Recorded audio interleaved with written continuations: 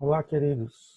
Mais uma aula de introdução bíblica. Nós estamos continuando a aula 6, que nós começamos, na semana passada, e nós vimos já o desenvolvimento e a extensão do cânon do Antigo Testamento.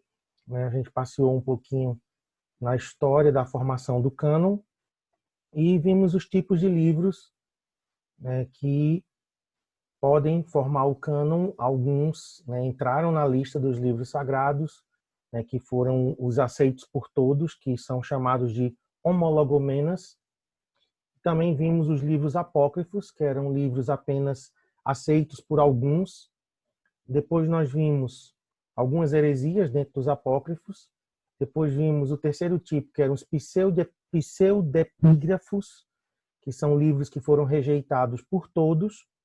E vimos, por último, os antilegomenas, que são livros questionados por alguns, mas que depois de um certo tempo eles foram incluídos no cânon.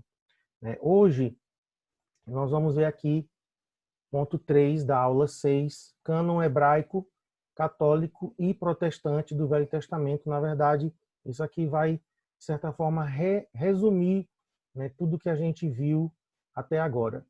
Não parece ser dispensável dizer que a ordem de disposição dos livros só se tornou necessária, possível e clara à medida que um cânon estabelecido substituiu os rolos isoladamente estudados. Então, era necessário um cânon, era necessário uma lista organizada, e aí, então nós temos o cânon hebraico, dividido em lei, chamada de Torá. A gente já viu isso na primeira aula, Profetas, Nebim, ou Nebiim, e os escritos, Ketubim. Esta foi a ordem de aceitação dos livros como canônicos. Então, nós temos na Torá os 5 livros, Gênesis, Êxodo, Levítico, Números e Deuteronômio. Depois nós temos nos profetas Nebim, Josué, Juízes, Samuel, Reis, Isaías, Jeremias, Ezequiel e os 12, que seriam os nossos profetas menores. E aí nós temos os escritos, Ketubim, Salmos, Provérbios, Jó, que seria poesia, Cantares, Ruth, Lamentações, Eclesiastes, Esther, que aí faz parte dos 5 rolos, Daniel, Esdras, Neemias, Crônicas, que são também incluídos nos históricos, aí, chamados de livros históricos. Então, são chamados os 5 rolos porque cada um foi escrito em um rolo para ser lido nas festividades judaicas. Cantares era para ser lido na Páscoa, Ruth no Pentecostes, Eclesiastes na festa dos tabernáculos, Esther no Purim e Lamentações no aniversário da destruição de Jerusalém. Então aqui nós temos o cânon hebraico.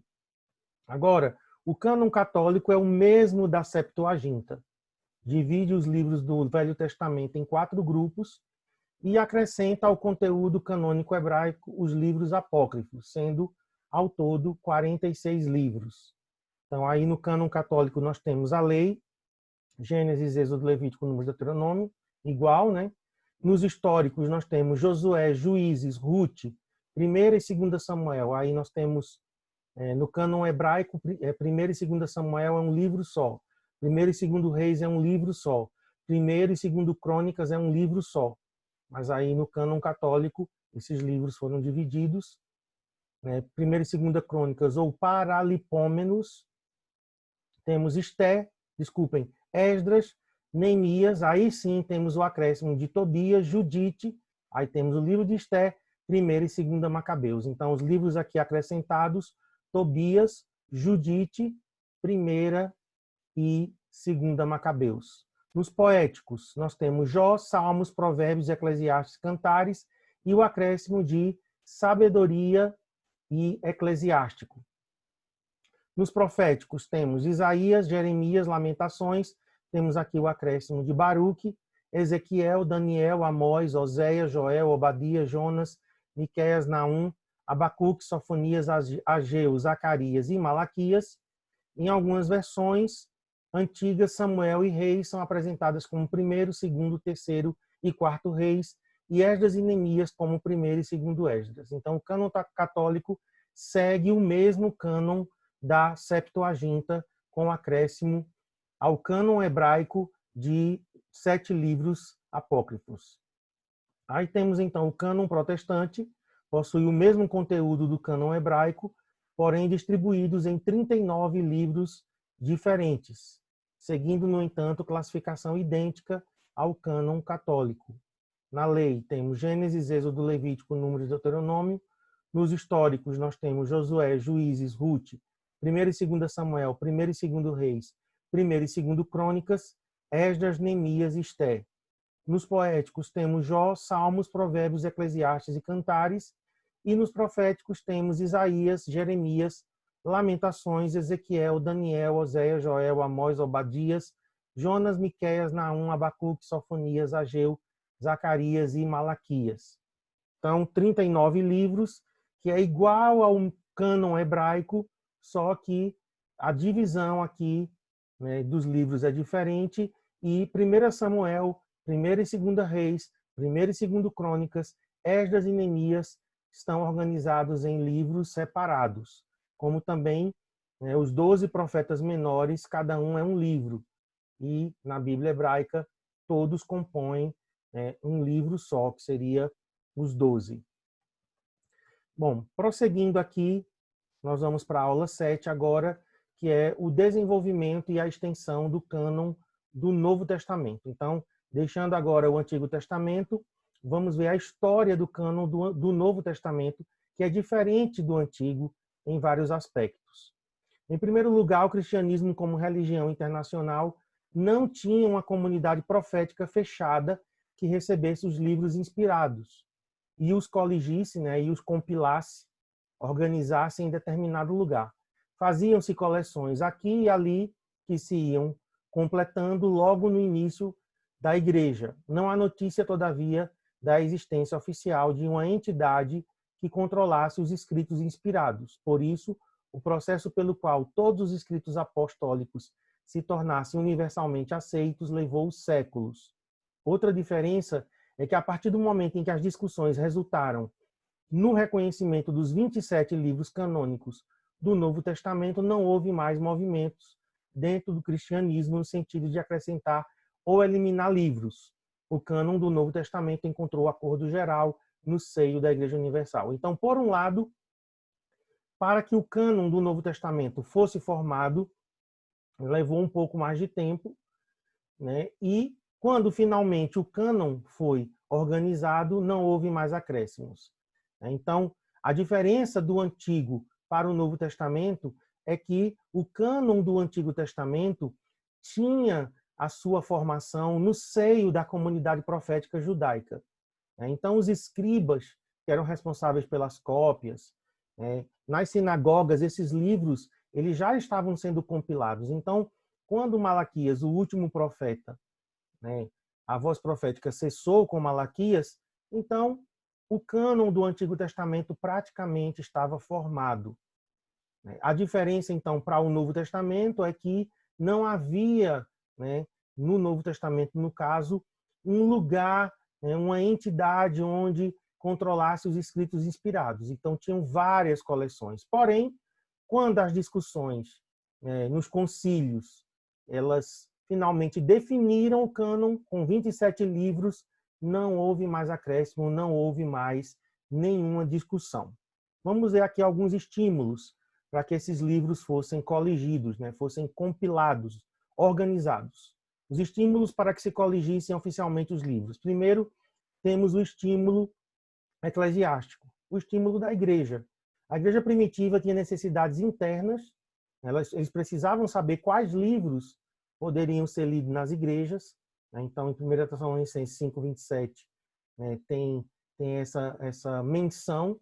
E temos também as necessidades externas. Quais livros deveriam ser traduzidos para as línguas estrangeiras? Então, essas duas necessidades, a interna e a externa, exigiam o reconhecimento dos livros canônicos. Esses dois fatores exerceram pressão para os primeiros pais da igreja produzirem uma lista oficial dos livros canônicos. Então, já depois da morte de João, o último apóstolo, quando entramos ali no segundo século de existência da igreja, aqui temos então os primeiros pais da igreja e eles já começaram a trabalhar nessa lista oficial, que levou aí em torno de 200 a 300 anos para ela finalmente ser fechada. Temos também o estímulo teológico. Tinha-se a necessidade de definir a doutrina apostólica e quais os livros que seriam utilizados para ensinar essa doutrina como autoridade divina. Então, aquela foi uma época de heresias, de ensinos errados. Temos várias heresias naquela época: gnosticismo, docetismo, o arianismo, então, que questionavam a divindade de Cristo, que questionavam a Trindade. Então, o estímulo teológico, quais livros iriam ser utilizados para o ensino que continha a doutrina apostólica? E o terceiro estímulo foi o político. As perseguições de Diocleciano, que foi um imperador romano, aí no ano 302 a 305, e sua ordem para que as escrituras fossem destruídas pelo fogo representaram um forte motivo para a Igreja definir de vez a lista dos livros canônicos. Aí então temos a conversão, tá, entre aspas, porque essa conversão do imperador Constantino ela é bem questionável, muitos não aceitam como realmente uma conversão genuína e verdadeira. Então, o imperador romano Constantino se converte e seu pedido ao historiador Eusébio de Cesareia para que se preparassem e se distribuíssem 50 exemplares da Bíblia. A perseguição motivou um exame sério da questão dos livros canônicos. Quais seriam realmente canônicos e deveriam ser preservados? Então, o pedido de Constantino também tornou necessária a criação da lista dos livros canônicos. Aí então temos a compilação e o reconhecimento progressivos dos livros canônicos. Apesar da grande diversidade geográfica de origens e destinatários, a gente tem que lembrar que a igreja agora já estava espalhada pela Europa, Ásia Menor, estava espalhada na Palestina, norte da Ásia. Então, uma grande diversidade geográfica e muitos destinatários. Então, os escritos do Novo Testamento estavam abrangendo uma grande área geográfica e com muitos destinatários. E além dos problemas de comunicação e de transporte, a igreja primitiva começou de imediato a coligir todos os escritos apostólicos que pudessem autenticar. Então, eles tiveram a preocupação de reunir esses escritos. A seleção dos livros fidedignos, aqui dignos de confiança, em meio a muitos escritos falsos, não apostólicos em circulação. Então, por exemplo, quando Lucas escreve, Lucas capítulo 1, de 1 a 4, ele escrevendo ao excelentíssimo Teófilo, ele fala da necessidade de escrito fidedigno, escritos que fossem dignos de confiança em meio a muitos escritos falsos. A leitura dos livros autorizados, então, isso já estava em prática na igreja lá do primeiro século, 1 Tessalonicenses 5:27, 1 Timóteo 4:13, Colossenses 4:16, são menções já de leitura de livros que já eram considerados como autorizados, como inspirados. E a circulação e a compilação dos livros. Esses livros já estavam circulando e começaram a ser já organizados em Apocalipse 1:11, Tiago 1 e 1 Pedro 1:1. Então, era necessária essa compilação e um reconhecimento do que era autorizado e do que não era. E aí nós temos a confirmação da compilação oficial dos livros canônicos. Os livros que já estavam sendo organizados, as listas já estavam sendo feitas, então nós temos os pais da igreja testemunhando quais eram os livros que seriam considerados como canônicos. Escritores evangélicos no fim do primeiro século mostram que conheciam os evangelhos e epístolas. A atitude dos cristãos em face das normas da doutrina cristã que encontramos no fim da era apostólica, isto é, mais ou menos em fins do século I depois de Cristo, podem ser encontradas no princípio da era pós-apostólica, principalmente na fase mais antiga dos pais apostólicos. Então, vejam, nós temos a era apostólica que finalizou ali com a morte de João e entramos então na era pós-apostólica, que seriam os discípulos dos discípulos de Cristo. Então, nós temos aqui, por exemplo, Clemente.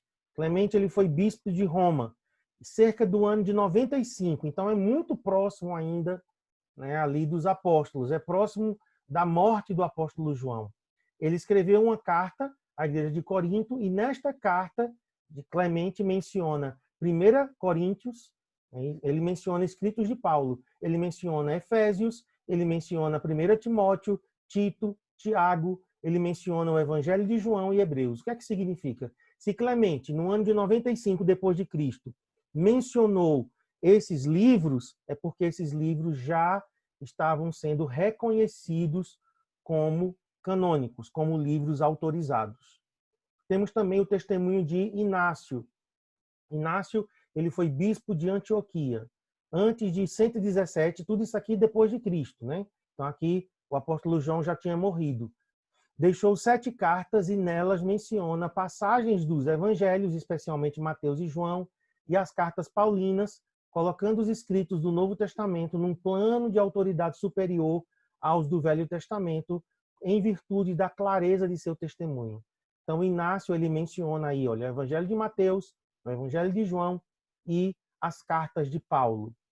Agora nós temos o testemunho de Policarpo, que conhecia João pessoalmente. Então, Policarpo provavelmente ele foi discípulo de João, escreveu uma carta em cerca de 105, entre 105 e 108, que menciona cartas de Paulo como autoritativas, cartas autorizadas, cartas inspiradas e já reconhecidas como palavra de Deus, principalmente Filipenses, mas revela conhecimento de Mateus, Atos, Romanos, 1 e 2 Coríntios, Gálatas, Efésios, 1 e 2 Tessalonicenses, 1 e 2 Timóteo, 1 e 2 Pedro e 1 João.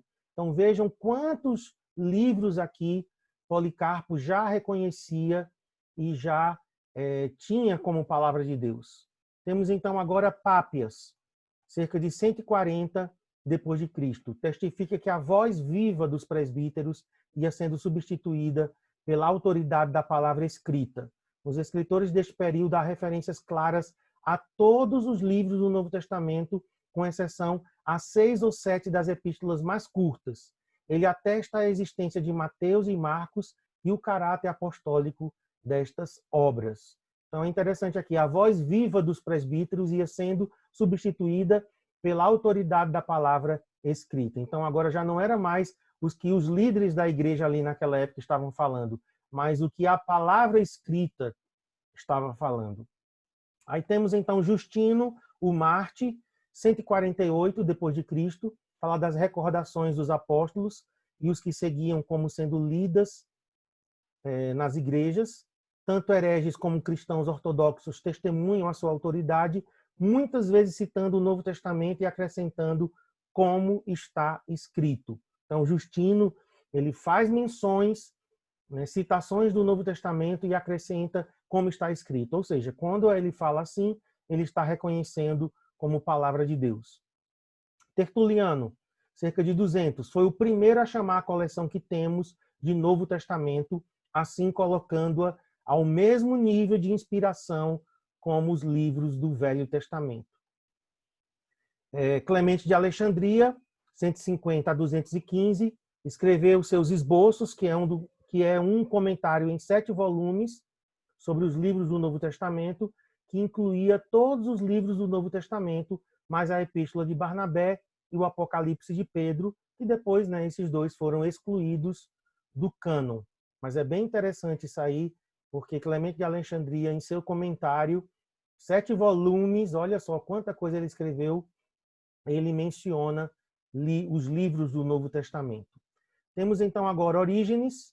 Estamos vendo aqui, queridos, os pais da igreja testemunhando sobre a autoridade dos livros do Novo Testamento. Orígenes, 185 a 254, é um erudito da época, era tão trabalhador que se diz que empregou 7 estenógrafos que revezavam no trabalho de registro do que ditava. Estenógrafos eram copistas, Além de 7 copistas e outros que ajudavam na parte de secretaria.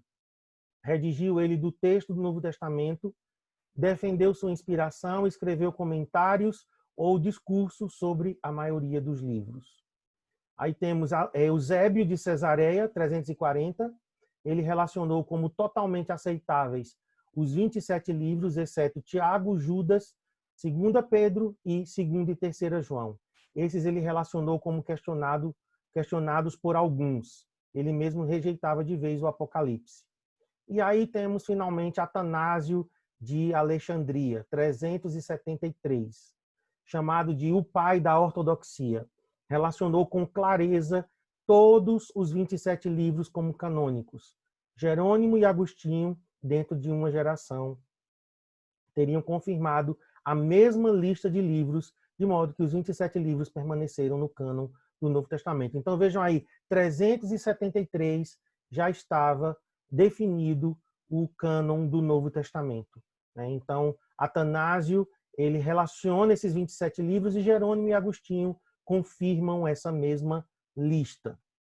Estes escritores distinguiram claramente entre seus próprios escritos e os escritos dos apóstolos, porque todos esses pais aí escreveram, mas eles faziam uma clara distinção entre o que eles escreviam e o que os apóstolos tinham escrito, atribuindo a estes últimos inspiração e autoridade. Demonstram estes escritores que, mesmo nesta data primitiva, os evangelhos e as epístolas do Novo Testamento já se achavam em circulação e eram honrados tanto nas igrejas do Ocidente como do Oriente.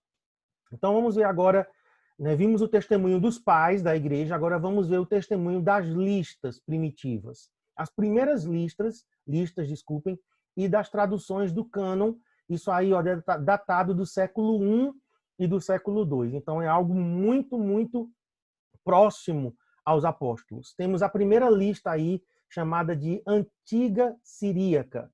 Primeiro cânon, digamos, lista primitiva, tradução aí do cânon. Uma tradução do Novo Testamento circulou na Síria, por isso que o nome é Antiga Siríaca, pelo fim do século IV, representando um texto que datava do século II.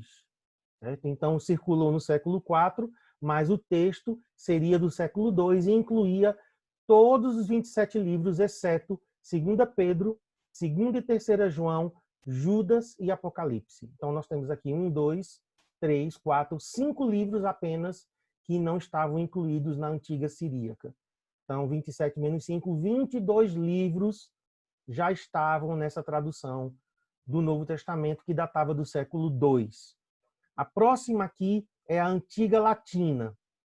O Novo Testamento havia sido traduzido para o latim antes do ano 200. Olha só o quão antiga é essa tradução. Esta tradução continha todos os 27 livros, com exceção de Hebreus, Tiago, 1º e 2 Pedro. Então, aqui nós temos 4 livros que não entraram na Antiga Latina. Vamos para a próxima lista, é o cânon muratório. Aí a data de 170 depois de Cristo. Além do cânon abreviado do herege Marcião, ele fez um cânon também abreviado em 140, mas ele foi considerado como herege. A lista canônica mais antiga encontra-se no fragmento muratório. A lista dos livros é exatamente igual à da Antiga Latina, omitindo-se apenas Hebreus, Tiago e 1º e 2 Pedro. E aí temos, por último, o Códice Barocócio, 206 depois de Cristo, ou os 60 livros. Esses 60 livros incluíam 64 dos 66 livros canônicos da Bíblia, e só faltava Esther, no Antigo Testamento, e Apocalipse, no Novo Testamento. Ok, vamos avançar aqui um pouco mais para o desenvolvimento da crítica textual. Então, agora nós vamos olhar mais adiante. O cânon já estava formado, tanto do Antigo quanto do Novo. As traduções já existiam. Aí nós já temos a Reforma Protestante tendo acontecido, a Contra-Reforma Católica. E então o texto bíblico ele vai sendo melhorado. Então nós temos primeiro o que se chama de alta crítica ou crítica histórica. Então, o julgamento dos estudiosos, existem pessoas especialistas no texto bíblico, então esses especialistas se chama alta crítica ou crítica histórica. o assunto desse tipo de julgamento dos especialistas diz respeito à data do texto, seu estilo literário, sua estrutura, sua historicidade e sua autoria.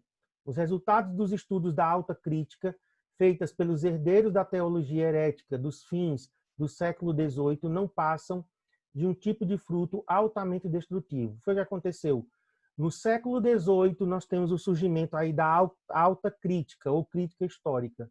Então, esses estudiosos eles começaram a colocar em dúvida a data, o estilo, a estrutura, a historicidade, a autoria.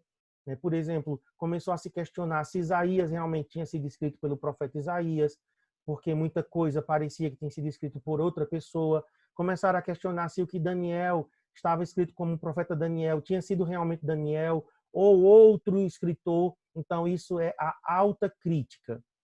Agora, nós temos o chamado baixa crítica, e aí é a confiabilidade. São estudiosos que estão questionando não, né, a autenticidade, mas eles estão aplicando o estudo à confiabilidade. Então, é a baixa crítica ou crítica textual. Então, essa não é errada.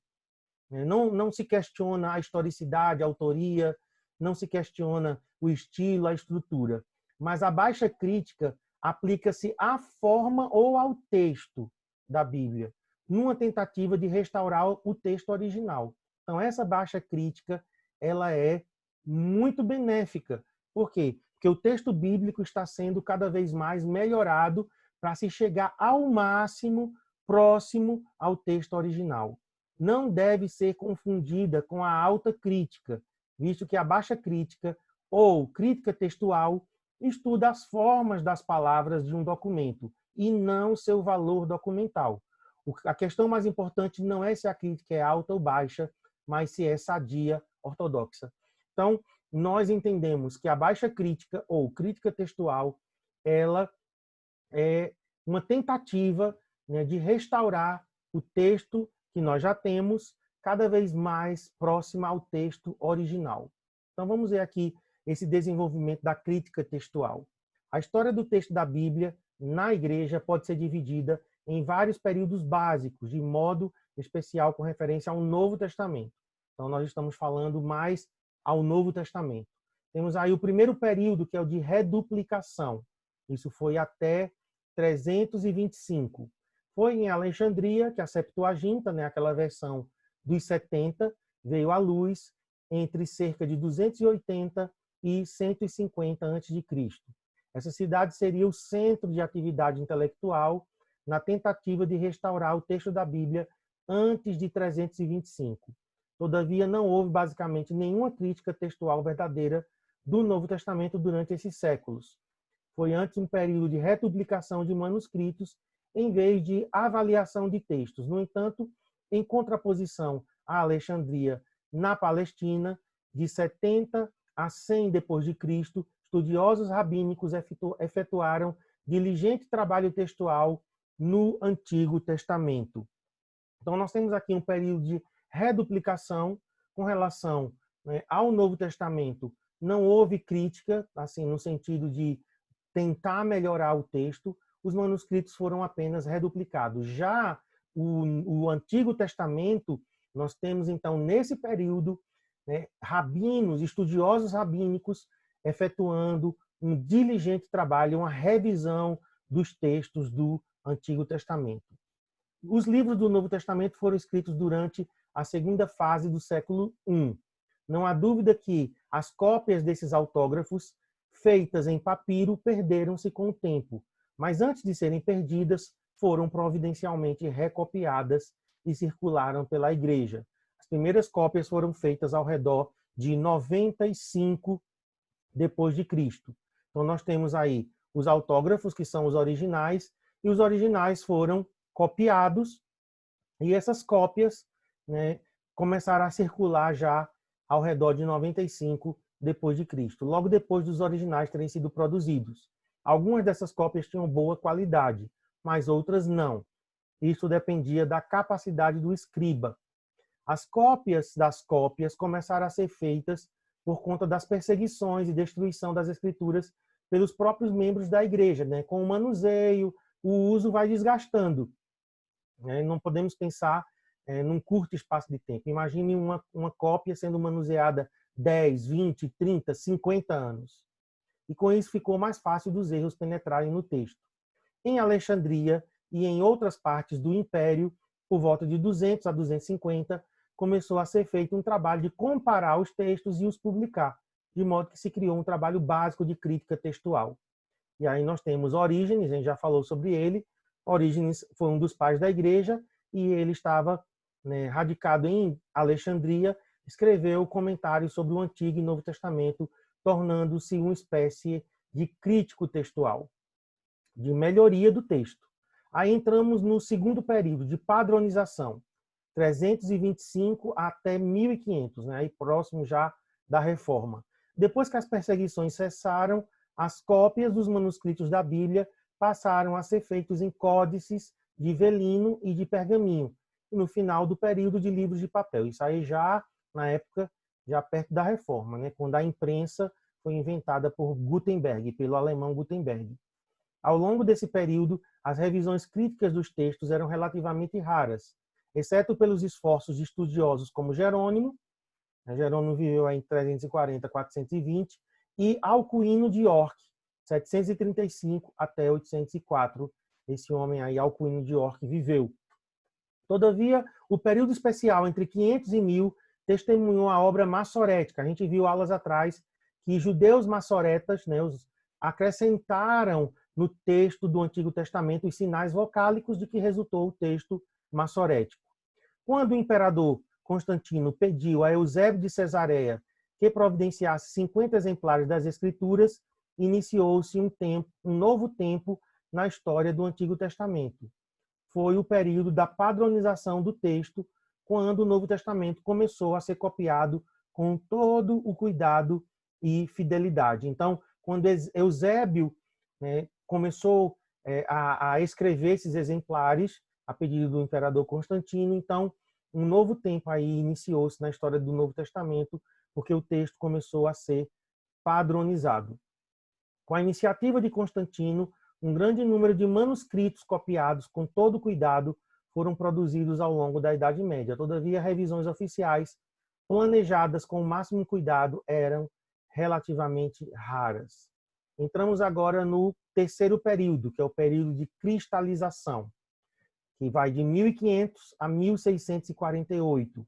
No período da Reforma, o texto bíblico entrou no período de cristalização, assumindo a forma impressa em lugar da manuscrita, porque o papel finalmente já existia, né? O papel tinha sido inventado pelos chineses e a imprensa tinha sido inventada pelo alemão Gutenberg, como eu falei. Então agora a Bíblia, o texto bíblico agora ia ser impresso, não mais manuscrito. Os textos impressos nesse período tinham uma precisão maior.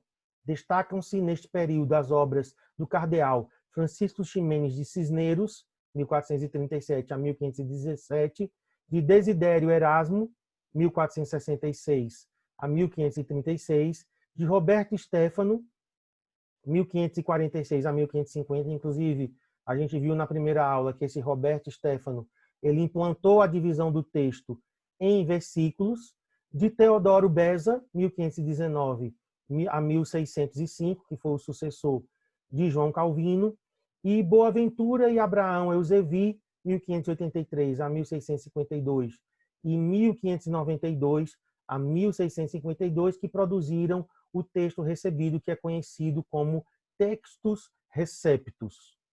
E entramos, então, no quarto período de crítica e de revisão, chamado período de crítica e revisão, que vai de 1648 até o presente, que é até hoje, né? Este período é subdividido em 3 períodos menores: o período da preparação, 1648 a 1831, caracterizou-se pela reunião e pela classificação de textos bíblicos; o período do progresso, 1831 a 1881, é aquele que surgiu a crítica construtiva, que se salientou no agrupamento de textos; e o período de purificação, 1881 até o presente. E aí temos, então, a recuperação do texto da Bíblia. O problema da crítica textual gira em torno de 3 questões básicas. Então, a crítica textual ela vai levantar 3 questões: genuinidade e confiabilidade, evidências de manuscritos e as variantes. Então, a crítica textual trabalha com essas 3 questões: genuinidade e confiabilidade, evidências e as variantes. Autenticidade é um termo que a crítica textual emprega em referência à verdade sobre a origem do documento, ou seja, sua autoria. Confiabilidade refere-se à verdade dos fatos ou do conteúdo dos documentos da Bíblia, trata primordialmente da integridade, fidedignidade e da credibilidade, né, verdade dos registros bíblicos, ok? E finalizamos, né, as nossas aulas de introdução bíblica com o capítulo 9, que são as traduções da Bíblia. Então vamos ver aqui algumas definições. Tradução, tradução literal e transliteração, são termos correlacionados. Tradução, o que é uma tradução? É a transposição de um texto de uma língua para outra. Tradução literal é uma tentativa de expressar com toda a fidelidade possível e o máximo de exatidão o sentido das palavras originais do texto que está sendo traduzido. Trata-se de uma transcrição textual, palavra por palavra. E transliteração é a versão das letras de um texto em certa língua para as letras correspondentes de outra língua. Então, por exemplo, a palavra anjo, batizar e evangelizar são palavras gregas que foram transliteradas para o português. Então, temos tradução, que é a transposição de um texto de uma língua para outra. Por exemplo, a do grego para o português é uma tradução. Temos a tradução literal, que aí seria palavra por palavra, e temos a transliteração, que seria pegar uma palavra em uma língua e simplesmente transferi-la para outra língua usando letras correspondentes. Então, como eu falei, temos várias transliterações, né, tanto do grego quanto do hebraico. Por exemplo, amém é uma transliteração do hebraico. Aleluia é uma transliteração do hebraico. Agora, versão, revisão, versão revista e recensão. Estes termos têm estreito relacionamento entre si. Tecnicamente falando, versão é uma tradução da língua original, ou com consulta direta a ela para outra língua, ainda que comumente se negligencie essa distinção. Então, nós temos, por exemplo, para o português, a versão Almeida corrigida, a versão Almeida atualizada. Nós temos a versão Almeida revista e atualizada. Então, o que é que nós temos aí? Uma tradução da língua original para outra língua, né, consultando aquela língua original, né, por exemplo, o Antigo Testamento em grego sendo traduzido para o português. Então, nós temos ali também uma versão feita da língua original para uma outra língua. Paráfrase e comentário. Paráfrase é uma tradução livre ou solta. O objetivo é que se traduza a ideia e não as palavras. Daí que a paráfrase é mais uma interpretação que uma tradução literal do texto. O comentário é simplesmente uma explicação das escrituras. Então, vejam, quais as versões em português que nós temos? Revista corrigida, revista atualizada, Nova Almeida atualizada, Nova Versão Internacional, NVI, a NTLH, Nova Tradução na Linguagem de Hoje. Então, essas são versões. Paráfrases em português, nós temos a Mensagem, a Bíblia Mensagem, temos a Nova Bíblia Viva, a Bíblia Viva, essas seriam paráfrases. E temos comentários, né, de muitos autores, que são explicações das Escrituras. Vamos para as traduções antigas. O Pentateuco Samaritano, originado no período de Neemias, não é uma tradução, nem uma versão, mas mostra a necessidade do estudo cuidadoso para que se chegue ao verdadeiro texto da Escritura. Essa obra foi, de fato, uma porção manuscrita do texto do próprio Pentateuco, escrito num tipo paleo-hebraico, um hebraico bem antigo. Então, nós temos aí o Pentateuco samaritano, que é mais ou menos da época de Neemias. Temos os Targums aramaicos, são paráfrases, né? Então seriam interpretações das escrituras hebraicas em aramaico, textos explicativos da linguagem arcaica da Torá, escritas no tempo de Esdras. Temos o Talmud, são opiniões e as decisões de professores judeus, cerca de 300 a 500 depois de Cristo. Temos o Midrash, era uma exposição formal, doutrinária e homilética das Sagradas Escrituras, redigida em hebraico ou em aramaico, no período de 100 até 300 depois de Cristo. Temos as traduções siríacas, a siríaca Peshita ou apenas Peshita, que é do século IV depois de Cristo, versão Ciro-Explárica, 616 depois de Cristo, Diatessaron de Taciano, 170 depois de Cristo, que são manuscritos da antiga siríaca, né? Outras versões baseadas aí na antiga siríaca. Temos traduções gregas, já vimos, a Septuaginta, que é a tradução dos 70, né? Tradução do Antigo Testamento para o grego, feita em Alexandria, durante o período de 280 e 150 a.C. Versão de Áquila, 130 a 150 depois de Cristo, foi uma nova tradução do Antigo Testamento para o grego. Temos a revisão de Teodócio, 150 a 185, parece ter sido uma revisão de uma versão grega anterior, ou a Septuaginta, ou a versão de Áquila. Temos a revisão de Símaco, 185, entre 185 e 200 depois de Cristo, e temos os Hexapla de Orígenes, 240 a 250. Aí temos então agora as traduções latinas. A antiga latina, que a gente já tinha visto, antes de 200, né, depois de Cristo, uma tradução feita a partir da Septuaginta para o latim. Temos agora a Vulgata Latina, que essa é a mais famosa, final do século IV, foi uma revisão da antiga latina, né, o bispo de Roma, Damaso, pediu a Jerônimo para fazer essa revisão e se originou a Vulgata Latina. E agora, finalmente, para o português. Primeiro temos traduções parciais. O rei português Dom Diniz, 1279 a 1325, ele foi a primeira pessoa a traduzir para a língua portuguesa o texto bíblico. Traduziu da Vulgata, né, do latim, de Jerônimo, os 20 primeiros capítulos de Gênesis. Depois nós temos Dom João I, 1385 a 1433, ele ordenou a tradução dos evangelhos, os Atos dos Apóstolos e as epístolas de Paulo. Enquanto os padres realizavam o seu trabalho de tradução, Dom João mesmo traduziu o livro dos Salmos. Então aqui são traduções parciais. Temos Frei Bernardo, no século XV, traduziu o Evangelho de Mateus. Dona Filipa, neta de Dom João I e filha de Dom Pedro, traduziu do francês os Evangelhos. E temos Dona Leonora, que era casada com Dom João II, mandou publicar o livro A Vida de Cristo, a primeira harmonia dos Evangelhos, preparada pelo cronista Valentim Fernandes.